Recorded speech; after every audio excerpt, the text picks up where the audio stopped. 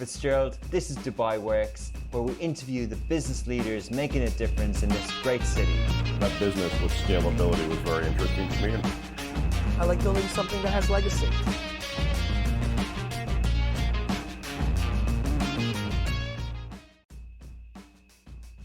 This episode of Dubai Works is sponsored by Petra Insurance, a groundbreaking player in the UAE insurance market with more than 55 years of experience in the industry.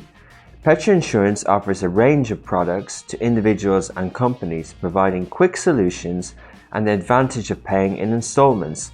They also recognize the importance of transparency, and they make it a point to assure trust in their policies. You can get in contact with them directly by visiting insurewithpetra.com. All right, this is episode 146. It is with Erika Doyle. It was due to be my friend and former colleague, Boye Belogan, the founder of Future Tech. But we took a break, and I hope you did too, for UAE National Day. This was a great interview with Erika. We discussed themes like alcohol, non-alcoholic drinks industry, distribution, F&B, e-commerce. A recurring theme is marketplace versus digital native vertical brands, and Erika had some really good thoughts on that. Great story, really good communicator, our perfect type of guest on this show, in my opinion, but interested to hear your views. Do you prefer these type of guests where they're a year or two, a couple of years into a startup and they're figuring things out in the UAE, or would you prefer the more sort of tried and tested, maybe listed company, semi-state CEO? What do you prefer? What are your interviews that you have liked over the time? And anyway, enjoy the conversation.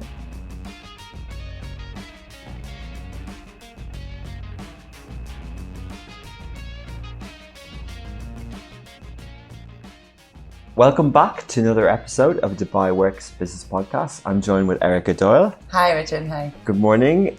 This episode, we're speaking to the founder and managing director of Drink Dry, the region's first online premium non-alcoholic drinks marketplace. They offer a curated selection of non-alcoholic hops, spirits, still and sparkling grape wine, cocktails and tonic mixers. We'll be talking about how Erika came up with the idea for Drink Dry, the marketplace and the industry in general, and then also your plans for the region.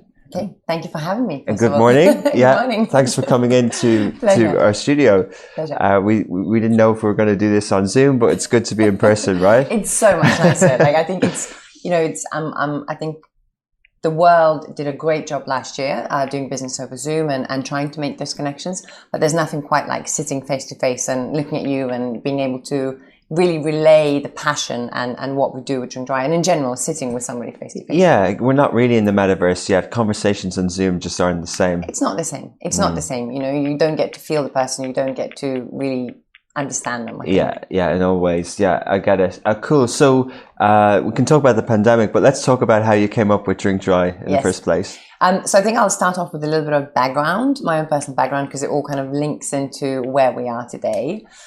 So originally, I had nothing to do with drinks industry for my career or anything like that. So I studied history and politics at Nottingham University, worked in Whitehall in London, just as a normal consumer, enjoyed my drinks, but nothing more than that. And then in 2015, my husband and I had been trying to start a family for a while, and it wasn't happening. And then we started, we were toying with the idea of doing the whole kind of simple but very effective overhaul of our lifestyle, So sleep more, eat better, drink less, exercise more, all along that kind of line. So I cut out alcohol for the reason because I wanted to have children. And then it just struck me like a ton of bricks of all the wonderful side effects that came with that. Now, I wasn't a massive drinker in any way. I enjoyed a glass of wine there and there, or maybe more than one or two at the weekend, but I wouldn't say we were huge drinkers. Now, when I cut alcohol out altogether, I really felt the good physical, emotional, mental health side effects in a really positive way. And then because we lived in the UK at that point, all the non-alcoholic trends, the drinks, the talk about it started to come out. So, we were the first guinea pigs of the brands like Seedlip coming out, and we were the first people to try it. All the non-alcoholic craft breweries were popping up in the UK, and my husband was really enjoying all of that. Some were worse than others. So when we then moved to Dubai in 2019, we were seasoned non-drinkers of about 4 years with few kids under our belt by then. And so it worked for us. It worked. So thank you. Brilliant, good story. So we then moved to Dubai in 2019, and it was like traveling back in time. I couldn't believe that there was nothing available in Dubai. You know, we're such a hub, like so many different nationalities. I think it's the latest stats, over 200 nationalities in Dubai, and not a single non-alcoholic drinks brand that I was used to seeing on the supermarket shelves, in my local pub, online, nothing. A big fat zero. So this is 2019, and then I spent about 6 months to a year moaning to my husband, there's nothing here, you know, I'm not going to drink a peach flavor malt beverage because that's not what we do. And then it kind of, in 2020, we set up Drink Dry to become a first premium non-alcoholic drinks marketplace to the end consumer. So we have a curated selection from all over the world. We ship from France, Belgium, Spain, UK. We've got products coming from Italy, now America and New Zealand. And we supply directly to the end consumer through the world of e-com. Amazing. Great Thank story. No, I can see how you came about with it, but lots to unpack there.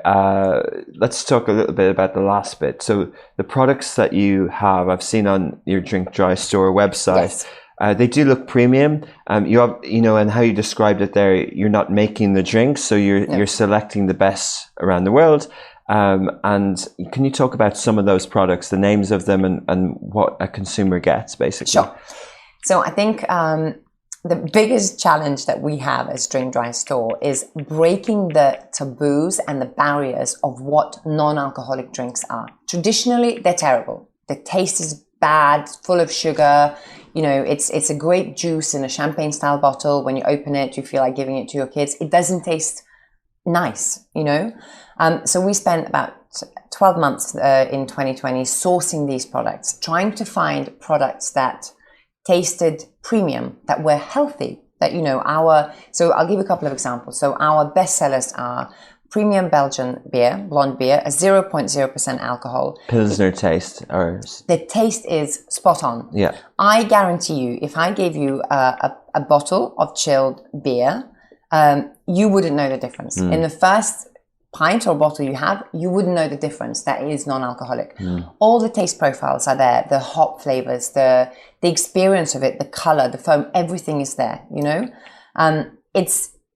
It's got low sugar, so it's 23 calories per 100 ml, which is so good for you. I mean, I challenge you to find another soft drink that has less sugar than that. Then we have one of the other bestsellers is our sparkling non-alcoholic wine, very much Prosecco style. So it's dry, crisp. It has that sort of dry mouthful aftertaste that you expect from Prosecco. It's not a sweet, sparkling grape juice that I think you or me or anybody who's ever tried to buy a bottle of non-alcoholic drink here in Dubai before we started has experienced some bad drinks. Yeah. Then we have still wines from Miguel Torres Winery. Now, when a winemaker, 5 generations of winemaking family put their name on a non-alcoholic grape beverage or non-alcoholic wine, it has got to be good. They're not going to risk their reputation on something like that. So the white wine that we have is a muscat grape. So for those who like a slightly sweeter grape. It's got no added sugar, so the sweetness doesn't come from anything added. It's simply the grape profile. It's got a lot of orange blossom, a lot of fruity notes. In red style, we have Torres Natureo Ganache Syrah, again quite full-bodied, really enjoyable red wine. So these are our sort of 4 bestsellers. These are the bestsellers. So how did you set up the business when you were here? How did you go about that? So I was one of those people who set up a business probably 2 weeks prior to the pandemic happened. Yeah. So I established Drink Dry in February 2020. Wow. to then kind of decide to make a little bit of a stop until the world went back to normal. So we actually started trading as an e-commerce platform in December 2020. Okay. So on the 16th of December, we made the website live with a grand total of 5 products. Almost happy anniversary. Yeah. 5 products. We are almost there. Yeah. So we went live with 5 products thinking, you know, we'll get it live. And then once the rest of the stock arrives, we'll be kind of up and running. And the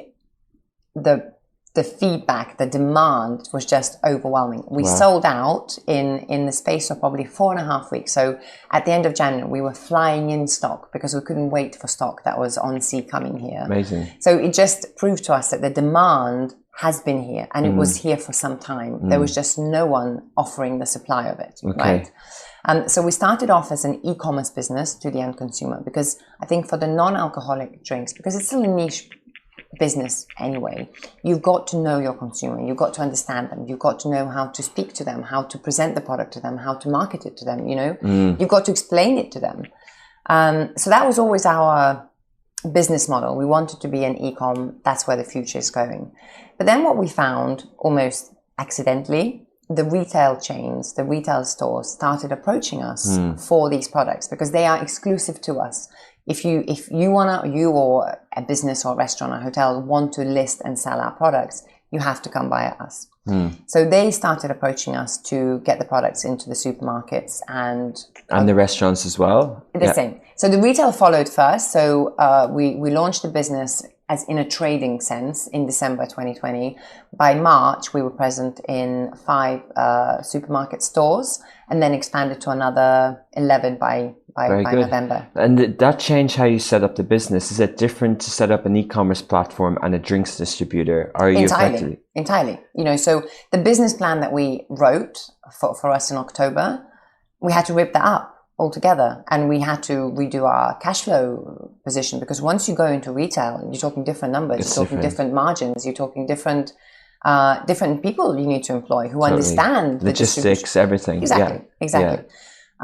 So we had to quickly, and that's the beauty of being a startup. You know, anybody who's ever worked for a startup or founded one knows that the benefit of being a startup is you are nimble, you are pragmatic, and you have to be.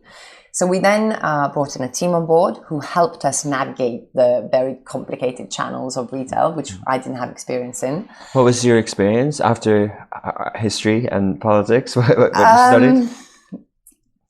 It was a good job that I had a lot of passion and drive, you know, because otherwise I think you would have just packed up and said, I don't understand this is too complicated. But you weren't involved in technology or websites or anything in retail? No, I mean, look, with anything, I think we can't be jacks of all trades, right? Sure, so we have to surround ourselves. And this is my mantra. I have to surround myself with great people who tell me what to do opposed to me telling them what to do because they're not going to last in a startup.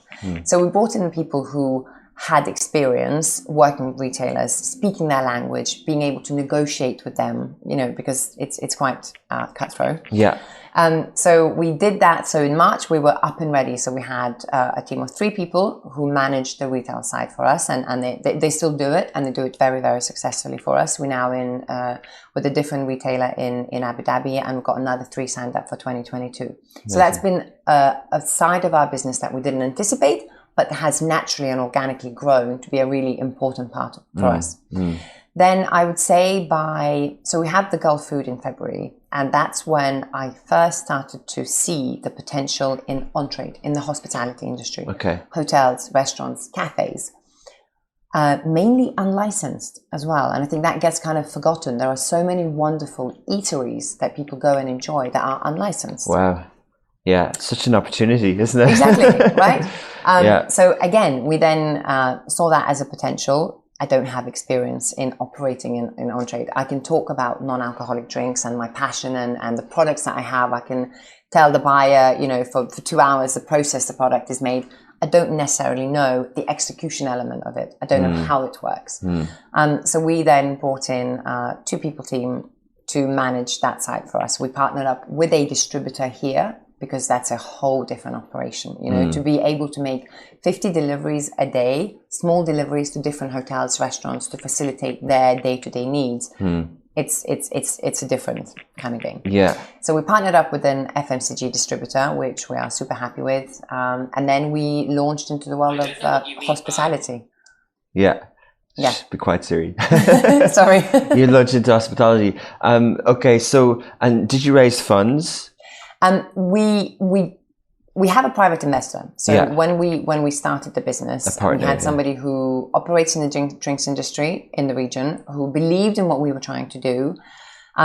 Neither us nor him, it's a male, imagined that the business will grow at such rate and such scale. We were incredibly fortunate to have the investor who had the capability to give us more than we initially asked for, because they saw the opportunity. And I think with any investor, as long as they see the opportunity and the growth in the business, they're happy to put the funds in rather than fund the losses. That's a different kind of investment that nobody wants to make. Yeah. So we have a private investor in our industry, in our business. And Erika, so talking a little bit about products outside of what you stock, one of my first experiences as a marketer in this region 10 years ago was with a big drinks company, Rani Refreshments from Ojan, and they had products which were consumer facing, juices and soft drinks, and they had Barbican, which is like a Holston Pills looking like bottle, and so that product is available. Yes, it might be subjective, but it is available. There is something in the market, and and then are there other drinks that are available to people? It's not as if in the Muslim world, there's a lot of non-alcoholic drinkers, so they were catered for to a certain degree. Yes. So I think what we have done, and we actually made a mistake when we first did our market research. We made a mistake, hands up. We segmented our consumers into the very typical demographics: male, female, Western, local, age group, sex, etc. And we realized that is not how we should be looking at our consumer. Okay. And then we did the exercise and we segmented our consumers into reasons why. Why does the consumer come to us? Why do they look for these non-alcoholic drinks? Or about behavior. Exactly. And then all of a sudden you have a 21-year-old Western expat being placed in the same category as a 70-year-old local gentleman, because their reasoning for choosing non-alcoholic is the same. Great. Right? So we did that exercise, and that really opened up our eyes to how to speak to our consumers and why our consumers come to us. So to answer your question, yes, there have been some drinks that have been available here worldwide. The reason for rise in non-alcoholic drinks are many. One of them is being health reasons. Historically, the products that sit in the kind of non-alc space that mimic alcohol, so your Barbicans, your Holston, your or even the Heineken brands in their non-alcoholic version, even the mainstream brands. So yeah. No, I think Heineken have done a great job when they released like Heineken Zero. I think it's a fantastic product from a mainstream brand. I think they've done a fantastic job. But going back to those old traditional brands, that Beck's Blue, we've all seen our dad drink a Beck's Blue when he's a designated driver at some point. They're full of sugar. Okay. They are not good for you. They sit in the same category as sugary carbonated drinks. And a lot of us through 2020 are putting a lot of effort into trying to be healthy. So it matters to us what we put inside our bodies. So you can't just spend your Monday to Friday eating super well, going to the gym, going for walks, doing yoga, being a good parent, all of those things, and then drink a lot of sugary drinks at the weekend. You can't do that anymore. Okay. So you look for alternatives if you don't drink alcohol, right? And our drinks are healthy. They're low in sugar, they're low in calorie. There's no nasty preservatives in them. There's nothing bad in it. And also, I think it's very important to mention that from our consumers, it's not just non-drinkers. I mean, yes, I'm a non-drinker, but I am not necessarily my consumer in every way. About 86% of our consumers are simply moderators. People who are possibly drinkers, but are looked to moderate during the week or during social occasions, or they're training for a marathon and they're looking to, have a very productive week in training. So they look at non-alcoholic options, or people who are not familiar with the world of drinking, who are simply looking to explore the new ways of drinking. But why does it need to be called non-alcoholic? Sparkling water isn't in a non-alcoholic section. Yeah. In a store. Like, why isn't it its own category, like water or soft drinks? Why is it to do with alcohol? I think it's more around the lifestyle, and that going back to reason why. It's the social aspect of it. It's the, celebrating. So if you are celebrating something, a glass of sparkling water doesn't quite cut it, right? You want the ceremony of, fair enough. Good point. Of a sparkling wine, let's say. If you are watching football with your friends on a Tuesday night, okay, I get you. You want to have a slice of pizza and a beer, yeah. But you might be up at 5 o'clock next day running or cycling, or you're flying on a business trip. So alcohol isn't an option, and water is just boring, right? Yeah. So you opt for a non-alcoholic beer. Yeah. So it's filling that gap where the soft drinks don't cut it for the occasion, for the reason, for the purpose, but there's no place for alcohol either. So we fill that gap in the middle. So it's more of a healthy alternative to Coca-Cola or soft drinks. Yeah. Or if you're looking for a replacement drink to alcohol for an occasion purpose. And now we'll take a break to hear from our sponsor. So when Augustus Media was starting our business in 2015, one of the things we obviously needed was insurance for employees. Back then it was only a couple of us, so it wasn't a big deal. But we came across Petra Insurance and we started using them. Almost 7 years later, 30 employees in the UAE, we still use Petra Insurance. They are one of our core business partners. We have a direct relationship with them, and anytime anything comes up, whether it's group insurance, whether it's individual things, they're very quick to get back to us, and we really feel they're a business partner for us and have helped us grow. And now we're back. Do you think your brand has to do persuasion or changing people's mindset, or do you think such is the reaction to your products that it's a good market fit, that people are already more in tune to the health benefits of not drinking alcohol all the time? No, I think we have to do an awful lot of education. People who I do interviews with, people who I speak to, my consumers, my friends, my suppliers, we do a lot of education and we tell them about this. That's our passion, what we do, that's our knowledge. So we are very, very, very selective in the products that we have curated under our portfolio. Because for me, I put in too much effort and time into acquiring a customer, into convincing somebody to try one of my non-alcoholic drinks.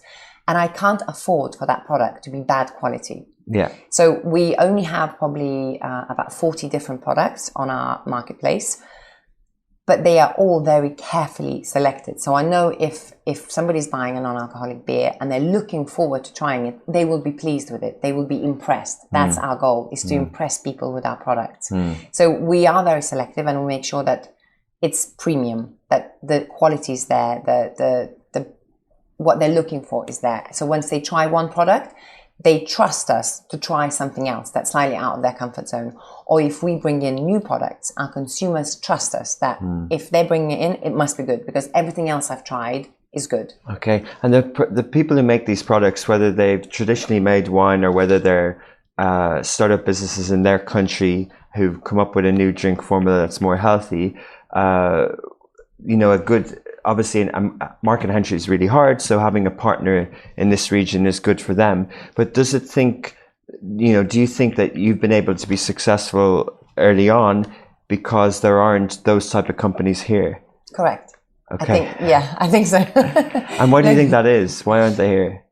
And why didn't you do it? Why didn't you do manufacturing here or create your own drink? I think it's a different business skill. It's an entirely different business model to be a producer and manufacturer of brands.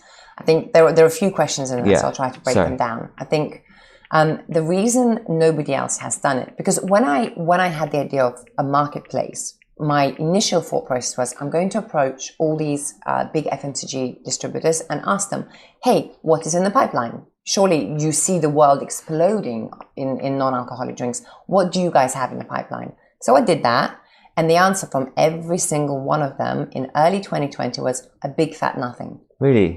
The answers I had was, non-alcoholic drinks here is not a business. And then when I added to it that I want to do it as an e-com platform, well, I got laughed out of each door, because non-alcoholic and e-commerce in late 2019 and early 2020 was seen by the industry players as a non-business. Wow, that seems a bit naive. Thank you. So I spent a lot of time going into sort of meetings with big shot guys and being told that I've got two of the worst ideas for business. And I just couldn't believe that either I'm so blindsided, having come from the UK only that year, or they are so behind into the trends, into what the consumer is looking for. And luckily it was the latter. That was the truth. So then, because nobody had anything coming or even in the pipeline, we took on the role of the distributor, of the importer. So I contacted a lot of brands, a lot of different players, anything from an established household name like Miguel Torres Winery to a one-man band guy who was making drinks in his kitchen, trying to come up with a concoction that tasted something like non-alcoholic gin. And I tried a lot of products, and I then narrowed them down into what I thought were my hero products in each subcategory. And just so it happened, based on the product quality, that I had a portfolio of well-known and loved brands by the consumer, alongside some new innovating brands that didn't have the marketing budgets, that didn't even have anything. They had a brand and a good product. So we helped them then to grow. And I think that has helped us, where we had some big brands that we could kind of put at the forefront in the consumer and say, hey, you recognize this brand, you know them, so you can trust them. But on the back of that, here are some fantastic new starter brands. You should always try them as well. And that helped us in build the full category here. Yeah. But do you think that if we're in the UAE, which is, as you mentioned, lots of nationalities, and quite now with the new work week, a global sort of business hub. But in other countries in the region, did you do any more market research? Are there restaurants in Riyadh now and in Cairo that have alternative options that's any better tasting? I think that there's a huge untapped potential in other markets in the GCC. Now, I think when I was at the No and Low Alcohol Summit in London 2 weeks ago, and I sat on a panel discussion where a load of brands were there, waiting probably to hear from me to say, the Middle East is the holy grail of non-alcoholic. Once you get into that market, you're going to move container loads. And what I said to them was the complete opposite. It's a great market that needs to be built. There is potential in there. But what non-alcoholic drinks in the West offer to the consumer, it's a solution. It offers a solution. You're pregnant, you're driving, you're trying to be healthy. There's your solution to the drinking. In the Middle East, that solution doesn't apply because there's no problem in terms of the local population. I mean, about Saudi, Kuwait, Qatar. The local population, they don't have the experience of drinking. They don't have the knowledge of pairing the red wine with the red meat or white wine with the fish. So none of that applies to them. So you have to go a couple of steps back and deeper down and think of, okay, let's not go along the route of, you're a wine drinker, I'm going to offer you a really great non-alcoholic wine. You're a beer drinker, I'm going to offer you my Belgian hops. Yeah. Let's do it differently. Let's introduce them to new ways and healthy ways of drinking that goes along with their meal. Let's introduce the occasion to it, right? Yeah. So instead of offering them a glass of red wine, non-alcoholic wine that sits in the glass that might be a bit uncomfortable for them, let's introduce a sangria cocktail and see how that works for them. You know, if they don't know what a gin and tonic is, let's make a really cool mocktail with our botanical gin, that all the flavors are in there in a more familiar way for them to consume. Interesting. It seems as if there are people maybe tackling this in a more innovative, creative way with taste in other markets. However, you know, the drink of choice during Ramadan is Vimto. Yes. And the dates companies here also have types of liquid form that comes from their farms and things like that. But I'm just intrigued because we've had a lot of entrepreneurs on this show, and you know, that question, the reason it came out together is because some decide. The last episode was with a supplements company who decided to make a powder for the drink rather than the drink itself, and then previously people have done marketplaces rather than product. So it's just interesting people's thought process around this, and also, you know, let's focus on one part, the manufacturing part. You know, to that point, do you think that there will be more manufacturing or production, if that's the right word, of drinks in this region. I was at the My Dubai factories this week, and what they do with their reservoir of water is amazing. And there's new water, there's other products out there, and there seems to be, you know, as the UAE evolves, there seems to be more, not just entrepreneurs and startups, but there seems to be more, you know, attitude that, hang on, not only your approach that hey, this doesn't exist, but this doesn't exist from the other point of view as well, that I can make this thing here. Absolutely. I think it's like anything, one step at a time. Okay. So, you know, if the demand is here for non-alcoholic drinks, let's try to fill that demand by bringing the products from worldwide and get consumers familiar with it. Let's do our homework. Let's trial and test and see what works, what the consumer wants. Fast forward 2 years, when the consumers know what they want, they know what they're looking for, the market move with that. And I'm sure there will be brands that will come into the brands, already existing brands who manufacture elsewhere. They will say, hey, we now have enough volume in this region to justify having a production plant, that we maybe tweak the recipe a little bit, we retweak the branding or do something, but that will come. It's not here yet, you know, it's still the category of non-alc, it's still in its infancy worldwide. In the UAE, it's a tiny thing that we're trying to nurture into something. So yes, I think longer term, the manufacturing will take place here, like with anything, you know. It's I don't know, in 1990s, you didn't have a homegrown tea company here. Everything was imported, but now you have a wide range of lovely tea companies that, you know, are based here. So it's the same. So I think in time it will come. There will be more. And where do you think that your business will position for that in relation to you know, where you source your products? Will you be sourcing them for this region, and will it be just a mix of good quality premium products?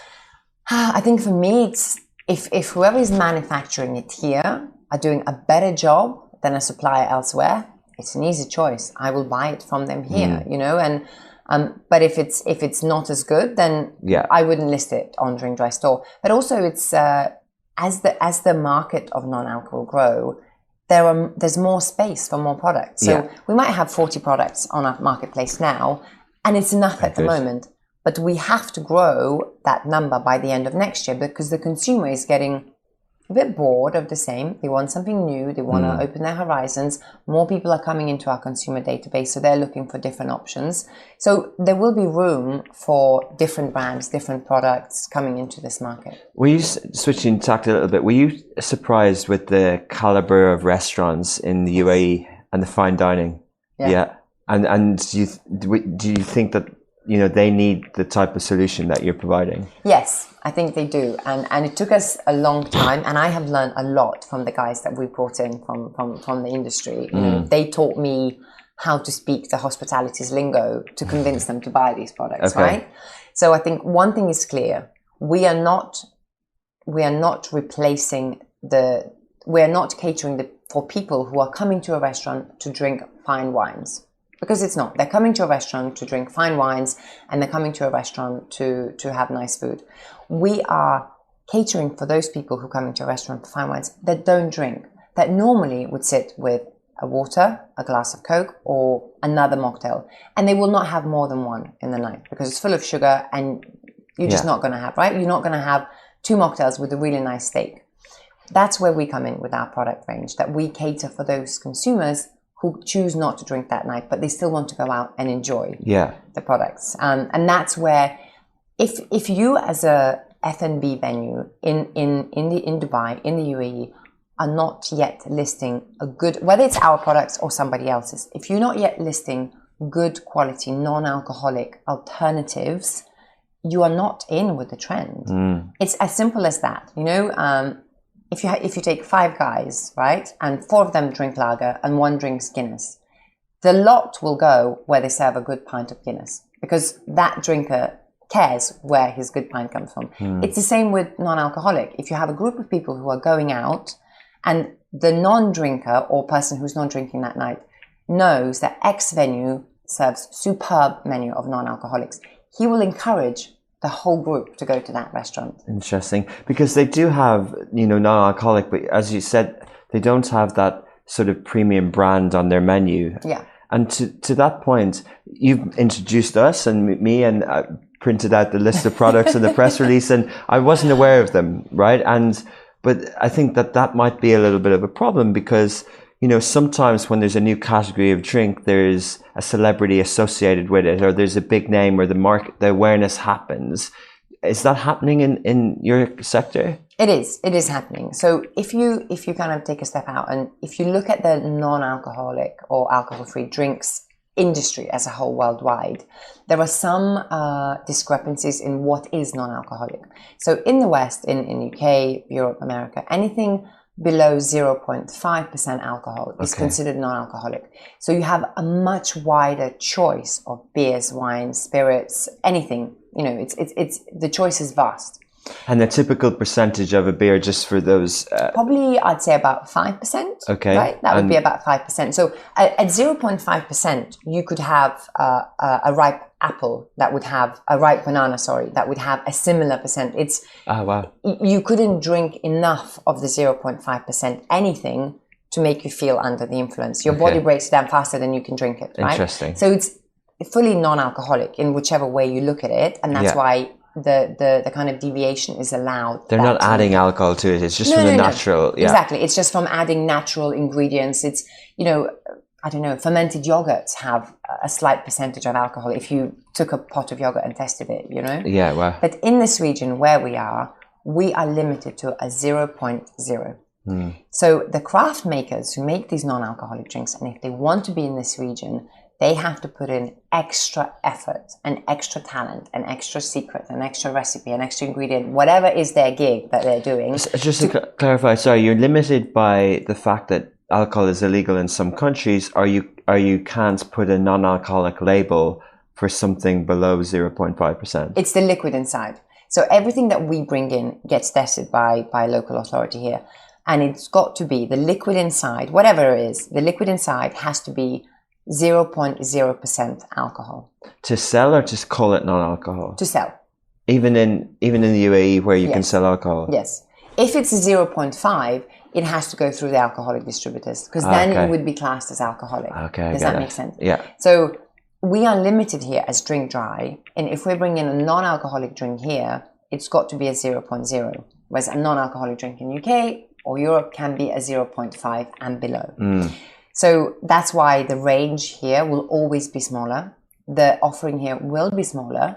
So to answer your question, are there celebrities that are associating themselves with the brand? Absolutely. And we would love to bring them here. We won't be for quite some time. Yeah. We won't be. But that potentially is an opportunity for the incumbent alcohol licensed distributors. Who knows? Who knows? Okay. Who knows? Let's not let them know. But yeah. Okay. So we're a year in. What are the plans now? And that's interesting on the retail and the restaurant business. But is your new business plan sort of 50-50 digital and offline?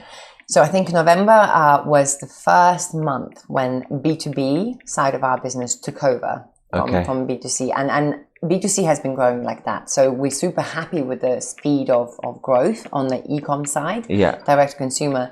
But the B2B, I mean, it's sheer volume. It has grown faster. So and we're going with that. We I said we're a startup. We react to what's happening in the market, what's happening in our own business. So the plan for next year, we are bulking up our team, right? So this year we built the skeleton of the business. It's solid. We put some meat on the bone. It's working, and we're bulking it up. So we're bringing in more people in our team.